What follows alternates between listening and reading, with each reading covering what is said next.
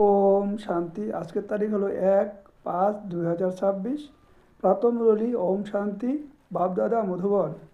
মিষ্টি বাচ্চারা, রাবণের মতানুসারে তোমরা বাবার গ্লানি করছো, সেই জন্য ভারত করি তুল্য হয়ে গেছে। এখন তাকে জেনে স্মরণ করো, তবেই ধনবান হয়ে যাবে। আজকের প্রশ্ন হলো, শ্রীর চিত্রে কোন বিস্ময়কর রহস্য সমাহিত রয়েছে? উত্তর হলো, আধা কল্প হলো ভক্তির ড্যান্স আর আধা কল্প হলো জ্ঞানের ড্যান্স। যখন ভক্তির ড্যান্স হয় তখন জ্ঞানের হয় না, যখন জ্ঞানের ড্যান্স হয় তখন ভক্তির হয় না। বাচ্চারা, আধা কল্প রাবণের প্রারব্ধ চলে, আর আধা কল্প তোমরা প্রারব্ধ ভোগ করো। এই গুপ্ত রহস্য শ্রীর চিত্রে সমাহিত রয়েছে। গীত ওম নমো শিবায়। ওম শান্তি। বাবা এসে বোঝান, ভক্তির মার্গে অনেক ভক্তির ড্যান্স করছো, জ্ঞানের ড্যান্স করোনি। ভক্তির ড্যান্স যখন হয় তখন জ্ঞানের হয় না, যখন জ্ঞানের হয় তখন ভক্তির হয় না। কারণ ভক্তির ড্যান্স বা নৃত্য অবরোহণ কলায় নিয়ে যায়। সত্যযুগ ত্রেতায় ভক্তি হয় না, ভক্তি শুরু হয় দাপর থেকে। যখন ভক্তি শুরু হয় তখন জ্ঞানের প্রারব্ধ পূর্ণ হয়ে যায়, তারপর অবরোহণ কোলা শুরু হয়। কীভাবে নামে তাও বাবা বসে বোঝান। আমি প্রতিকল্পে এসে বাচ্চাদের বলি, বাচ্চারা তোমরা আমার অনেক গ্লানি করেছো। যখনই ভারতে এই আদি সনাতন দেবী দেবতা ধর্মের অত্যন্ত গ্লানি হয় তখন আমি আসি। গ্লানি কাকে বলে তাও বোঝানো হয়। বাবা বলেন, প্রতিকল্পে আমি ভারতের বিকারী নরকবাসীদের এসে স্বর্গবাসী করি। আসুরীয় মতানুসারে তোমরা আমার গ্লানি করার ফলে কত কাঙ্গাল হয়ে গেছো। রাম রাজ্য ছিল, এখন হলো রাবণ রাজ্য, যাকে জয় এবং পরাজয়, দিন এবং রাত বলা হয়ে থাকে। এখন বিচার করো যে আমি কখনো আসবো। যাদের রাজ্য দিয়েছিলাম তারা রাজ্য হারিয়ে বসে আছে। সমগ্র হিসেব নিকাশ তো বোঝানো হয়েছে। আমি এসে তোমাদের উত্তরাধিকার প্রদান করি। পুনরায় রাবণ এসে তোমাদের অভিশপ্ত করে দেয়। বিশেষভাবে ভারতকে, সাধারণতভাবে সমগ্র দুনিয়াকে ভারতের মহিমা কোথা কারো জানা নেই। সর্বপ্রথমে ভারত ছিল, কবে ছিল, কেমন ছিল, কারোর এত করতো, কারোর কিছু জানা নেই, কিছুই বোঝে না। যারা দেবতা ছিলেন তাদের চেহারা ছিল মানুষের, আচার আচরণ ছিল দেবতাদের মতন। এখন চেহারা যদিও মানুষের, আচার আচরণ আসরীয়। যাদের বোঝানো হয় তারা বোঝে না, কারণ পরলোকী পিতাকেই জানে না। আরই বসে খালি গালি দেয়। বাবার গ্লানি করতে করতে সম্পূর্ণ করিতুল্য হয়ে পড়ছে। ভারতের ডাউনফল, অধপতন হয়ে গেছে। এমন অবস্থা যখন হয় বাবা বলেন, তখন আমি আসি। বাচ্চারা, এখন তোমাদের সম্মুখে এসে বোঝাই, কল্পপূর্বেও এভাবে বুঝিয়েছিলাম। এই দৈব সম্প্রদায় স্থাপিত হচ্ছে, মানুষ থেকে দেবতায় পরিণত হচ্ছে। মানুষের এটাই জানা নেই যে বাবা কবে আসেন। সত্যযুগ ত্রেতায় তোমরা অত্যন্ত আনন্দের সঙ্গে প্রারব্ধ অর্থাৎ ফল ভোগ করো। পরে দাপর থেকে রাবণের অভিশপ্ত প্রাপ্ত করতে করতে একদম শেষ হয়ে যাও। যেমন দেবতারা প্রারব্ধ ভোগ করতে করতে ত্রেতার আস্তে তা সমাপ্ত হয়ে যায়, তারপর রাবণের অসুরীয় প্রাপ্ত শুরু হয়। ভক্তিও প্রথমে অবিবেচের হয়ে পরে বেবিচারী হয়। সিঁড়ি সঠিকভাবে তৈরি হয়েছে। প্রত্যেকটি বস্তু শতপ্রধান শতরজতম হয়, খাত পড়তে থাকে। বাচ্চারা, তোমাদের অত্যন্ত ভালোভাবে বোঝানো হয়, কিন্তু ধারণা কম। কারোর মধ্যে বোঝানোর বুদ্ধি তো একদমই নেই। কেউ ভাল অনুভাবী হয়, যার ধারণা অত্যন্ত ভালো হয়। নম্বরের অনুক্রমে তো হয়ই, তাই না? স্টুডেন্টরা এক সমান হয় না, কিছু না কিছু নম্বর অবশ্যই পাবে। কাউকে বোঝানো অতি সহজ। বাবা বলেন, আমাকে স্মরণ করো, আমি তোমাদের অসীম জগতের পিতা, সৃষ্টি রচয়িতা। আমাকে স্মরণ করলে তোমরা অসীম জগতের উত্তরাধিকার পাবে। স্মরণের দ্বারাই খাত নিষ্কাশিত হবে। কেবল এটাই বোঝাও যে তোমরা ভারতবাসীরা সত্যযুগে শতপ্রধান ছিলে, এখন কলিযুগে তমপ্রধান হয়ে গেছো। আত্মাতেই খাত পড়ে, পবিত্র না হলে সেখানে কেউ যেতে পারে না। নতুন দুনিয়ায় হয়েই শতপ্রধান।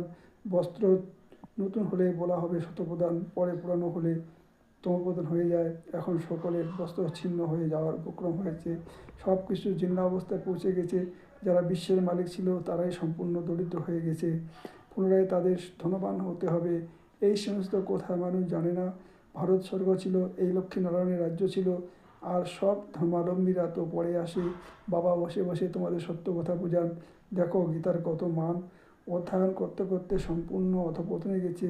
তখন আহ্বান করে, হে পতিত পাবন এসো, আমরা ভ্রষ্টাচারী হয়ে গেছি, সদ্গতি তো ঈশ্বরই প্রদান করতে পারেন, এছাড়া শাস্ত্রে তো সবই ভক্তি মার্গ। তোমাদের বুদ্ধিতে বসে রয়েছ, আমরা বাবার জ্ঞানের দ্বারা দেবতায় পরিণত হই। এখন সমগ্র দুনিয়ার থেকে বৈরাগ্য আসে, সন্ন্যাসীরাও ভক্তি করে, গঙ্গা স্নানাদি করে, তাই না? ভক্তিও শতপ্রধান, পরে রজতম হয়, এও এমনই। অর্ধেক কল্প দিন, অর্ধেক কল্প রাতের গান রয়েছে, ব্রহ্মার সাথে ব্রাহ্মণদের গায়নও হবে। তোমরা এখন দিবসে প্রবেশ করছো, ভক্তি রাত পূর্ণ হচ্ছে। ভক্তিতে দুঃখ কষ্ট অনেক, তাকে রাত বলা হয়। অন্ধকারে ধাক্কা খেতে থাকে ঈশ্বরের সঙ্গে মিলনের জন্য।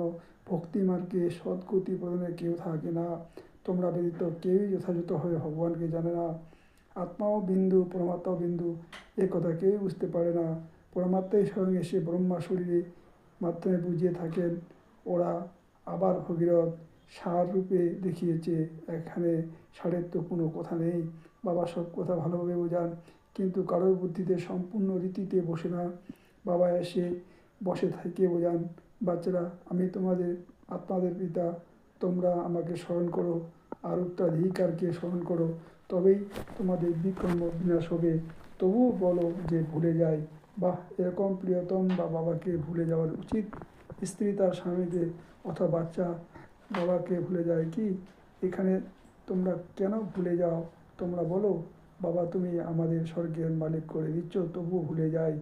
বাবা বলেন, স্মরণ না করলে ভিতরে যে মরচে পড়ে রয়েছে তা কীভাবে নিকাশিত হবে? মুখ্য কথাই হলো স্মরণ। আমাদের কোনো না অন্য ধর্মের সঙ্গে সম্পর্ক নেই। স্কুলে তো তোমরা হিস্ট্রি জিওগ্রাফি বোঝাও, কেউ একদিনই বোঝে না। বাবা পুরাণ এ কথা বুদ্ধিতে বসে না। আচ্ছা বাবা এবং উত্তরাধিকারকে স্মরণ করো, সেই কথাও ভুলে যাও। যার জন্য আধাকল্প ধরে ভক্তি করে এসেছ, সেই বাবাকেই স্মরণ করো না। বাচ্চারা তোমাদের বুদ্ধিতে রয়েছে, এখন আমরা শরীর পরিত্যাগ করে রাজনীতিতে যাব, এই হলো অন্তিম জন্ম। সূক্ষ্মলোকে ওনাদের ফিচার্স তো এমনই, দেখো বৈকুণ্ঠ দেখো। তোমরা জানো যে মাম্মা বাবাই রক্ষী নারায়ণ হয়। তোমরা যখন সত্যযুগে বাস করো তখন মনে করো যে এই এক শরীর পরিত্যাগ করে অন্য ধারণ করতে হবে। ওখানে ওনাদের এ কথা জানা থাকে না যে সত্যযুগের পর ত্রেতা আসবে, তারপর আসবে, আমরা নিচে নামতে থাকবো, জ্ঞানের কোনো কথা থাকে না। পুণ্যজনম নিতে থাকে, ওখানে আত্মা অভিমানী হয়ে থাকে, পরে আত্মা অভিমানী থেকে দেহ অভিমান হয়ে যায়। এই নলেজ কেমন তোমাদের অর্থাৎ ব্রাহ্মণদেরই রয়েছে, আর কারোর কাছে নেই। ইনিই জ্ঞানেশ্বর, যিনি জ্ঞান সাগর স্বরূপ পিতা, তিনিই শোনান। অবশ্য ব্রহ্মা সন্তান ব্রাহ্মণদেরই শোনাবেন। ব্রহ্মার সন্তান ব্রাহ্মণ সম্প্রদায়ের রাত দিনের তফাৎ। তোমরা পুরুষার্থ করে সম্পূর্ণ গুণবান হও।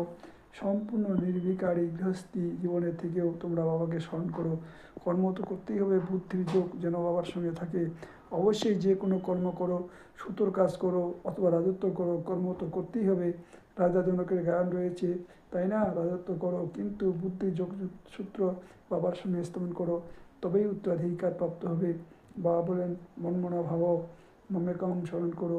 শিব বাবা বলেন, কেবলমাত্র শিব বলেন, শিবলিঙ্গ স্মরণে আসবে। আর সকলেই তো শরীর নাম নেওয়া হয়, ভূমিকা পালন শরীরই করে। এখন তোমাদের আত্ম অভিমান করা হয়, যা অর্ধেক কল্প পর্যন্ত চলে।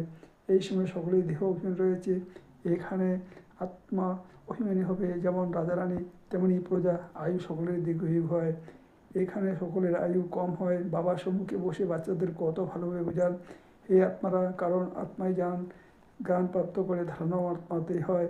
বাবা তো শরীর নেই, সম্পূর্ণ জ্ঞান আত্মাতেই রয়েছে। আত্মাও স্টার, বাবাও স্টার, তিনি পুণ্যজন্ম নেন না, আত্মারা পুণ্যজন্ম নেয়। সেই জন্য বাবা কাজ দিয়েছিলেন যে পরমাত্মার মহিমা এবং বাচ্চারা মহিমা লিখিয়ে নিয়ে আসে। এসো, দুজনের আল্লাহ আল্লাহ, শ্রীকৃষ্ণের মহিমা আল্লাহ, ইনি সাকারী, উনি নিরাকারী। এত গুণবান কে তৈরি করেছে? অবশ্যই বলবে পরমাত্মা তৈরি করেছেন। এই সময় তোমরা হলে ঈশ্বরী সম্প্রদায়ের। তোমাদের বাবা শেখাচ্ছেন পুনরায় ভবিষ্যতে ফল ভোগ করবে। সত্যযুগে কেউই শেখাবে না, ভক্তিমার্গের সামগ্রী সমাপ্ত হয়ে যায়। এই দুনিয়ার প্রতি বৈরাগ্য আসা চাই, অর্থাৎ দেহসহ দেহের সর্বসম্বন্ধকে পরিত্যাগ করে নিজেকে অশরীরী আত্মা মনে করতে হবে। নগ্ন এসেছিলে, নগ্ন হয়ে যেতে হবে। শরীররূপী খরচ পড়ে ধারণ হয়, এই পুরানো দুনিয়া সমাপ্ত হয়ে যাবে, আমরা সকলেই নতুন দুনিয়ায় চলে যাব। ব্যাস, স্মরণের এই পরিশ্রম করতে থাকো। এখানে অনুত্তীর্ণ হয়ে যায়, স্মরণ করে না, যারা বুধবার জন্য আসে তাদেরকে এটাই বোঝাতে হবে। শিব বাবা ব্রহ্মার দ্বারা বলে থাকেন যে আমাকে স্মরণ করো, তবেই স্মরণের মাধ্যমে তোমাদের খাদ দূর হবে। তোমরা বিষ্ণুপুরী মালিক হয়ে যাবে, বিষ্ণুপুরী স্বর্গপুরী। সেই জন্য ততক্ষণই সম্ভব বাবাকে স্মরণ করো। যে বাবাকে অর্ধেক কল্প ধরে স্মরণ করে এসেছো, এখন তিনি সম্মুখে এসেছেন, তিনি বলেন আমাকে স্মরণ করো। কিন্তু তাকে কেউ জানে না, তিনি স্বয়ংই এসে নিজে পৌঁছে দেন। আমি যেমন তেমনভাবে কোনো বিরল ব্যক্তি আমার জানে এবং নিশ্চয় করে নিলে তখন পুরুষার্থ করে উত্তরাধিকে প্রাপ্ত করে নেয়। শিব বাবা বলেন আমাকে স্মরণ করলেই তোমাদের বিক্রম বিনাশ হয়ে যাবে, আর তোমাদের পবিত্র হয়ে পবিত্র দুনিয়ার মালিক হবে। কোনো বিক্রম করা উচিত নয়। আচ্ছা, মিষ্টি মিষ্টি হারানি দিয়ে বাচ্চাদের প্রতি মাতা পিতা বাপদাদা স্মরণে স্নেহ সুমন আর সুপ্রভাত। আপনাদের পিতা তার আত্মারূপী বাচ্চাদেরকে জানাচ্ছেন নমস্কার। ধারণার মুখ্য সার: 1 নম্বর, পুরুষার্থ করে সম্পূর্ণরূপে গুণবান হতে হবে। কর্ম যাই হোক না কেন তা বাবার স্মরণে থেকে করতে হবে, কোনো বিক্রম করা উচিত নয়। 2 নম্বর, এই পুরনো বস্ত্র জীর্ণ হয়ে গেছে, এর থেকে মমতা সরিয়ে ফেলতে হবে। আপনাকে সদপ্রদান করার জন্য পূর্ণমাত্রা পুরুষার্থ করতে হবে। বরদান: সদা অতীন্দ্রিয় সুখে অনুভূতি করা, অটল অখণ্ড স্বরাজ্য অধিকারী ভব। যে বাচ্চারা সংযম যুগে অতীন্দ্রিয় সুখের উত্তরাধিকারী সদাকালের জন্য প্রাপ্ত করে নেয়, অর্থাৎ যাদের বাবার উইলের উপর সম্পূর্ণ অধিকার থাকে, তারাই উইল পাওয়ার যুক্ত হয়, তাদের অভঙ্গ অটল অতীন্দ্রিয় সুখের অনুভূতি হয়।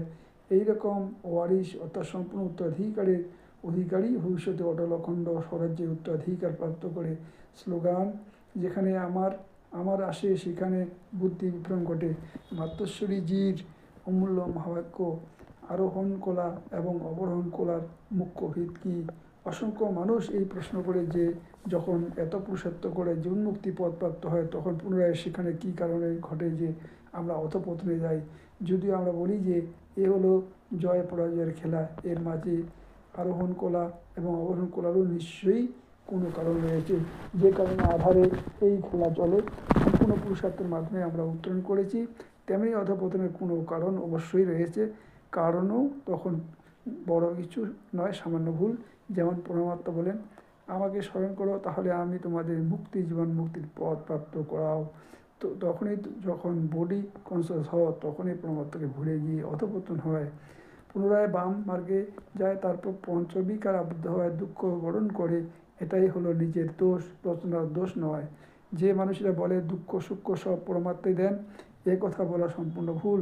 বাবা সুখে রচনা করেন, দুঃখে রচনা নয়। এছাড়া আমরা শ্রেষ্ঠ কর্মের দ্বারা সুখ ভোগ করি এবং ভ্রষ্ট কর্মের দুঃখ ভোগ করি। এছাড়াও ভালো কর্মের ফল এবং খারাপ কর্মের দণ্ডভোগ পরমাত্মা দ্বারা অবশ্যই প্রাপ্ত হয়। কিন্তু এইরকম ফল বলা যাবে না যে সুখ দুঃখ দুই পরমাত্মার দেন না।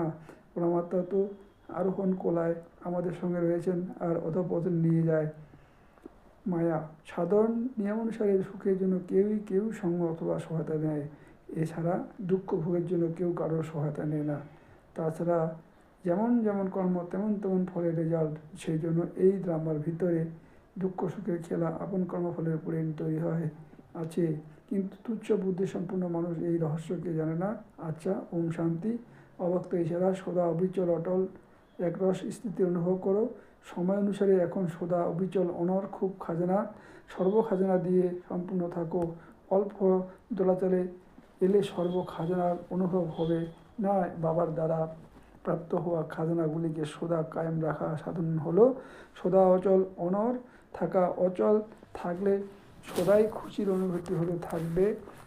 যেরকম বিনাশী ধন, নাম, মান, মর্যাদা, শান, চেয়ার পদ ইত্যাদি প্রাপ্ত হয়, তখন খুশি হয়, তাই না? এটাই তো হলো অবিনাশী খুশি। কিন্তু এই খুশি তার মধ্যেই থাকবে যে অবিচল অনর একরস স্থিতিতে থাকবে। ওম শান্তি, ওম শান্তি, ওম শান্তি।